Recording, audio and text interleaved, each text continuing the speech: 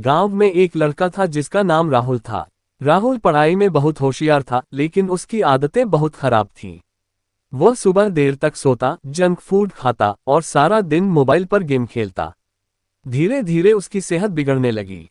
वह हमेशा थका हुआ महसूस करता और छोटी छोटी बातों पर चिड़चिड़ा हो जाता। एक दिन गांव में एक योग गुरु आए।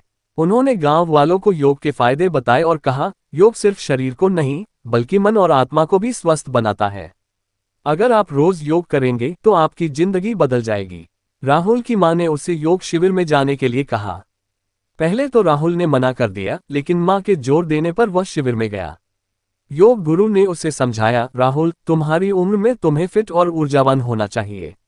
अगर तुम योग करना शुरू करोगे तो तुम्हारा शरीर मजबूत होगा और तुम मानसिक रूप से भी शांत रहोगे। राहुल ने ठान लिया कि वह रोज सुबह योग करेगा। शुरुआत में उसे कठिनाई हुई। कभी कभी उसे आलस आता, लेकिन उसने हार नहीं मानी। धीरे धीरे वह सूर्य नमस्कार, प्राणायाम और ध्यान जैसी योग मुद्राओं में माहिर हो गया। कुछ महीनों बाद राहुल में जबरदस्त बदलाव आया। उसकी ऊर्जा बढ़ गई, पढ़ाई में ध्यान लगने लगा और उसका स्वास्थ्य भी सुधर गया। गांव के लोग भी उसकी तारीफ करने लगे।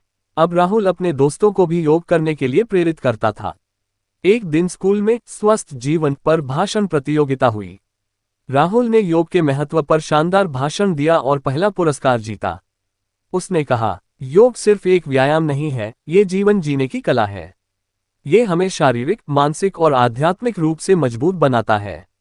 मैं आप सबसे निवेदन करता हूं कि आप भी योग को अपनी दिनचर्या का हिस्सा बनाएं। राहुल की कहानी सुनकर गांव के बाकी बच्चे और बड़े भी योग करने लगे। पूरा गांव स्वस्थ और खुशहाल हो गया।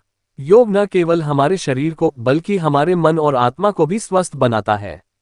इसे अपनाकर हम जीवन में हर चुनौती का सामना आसानी से कर सकते हैं।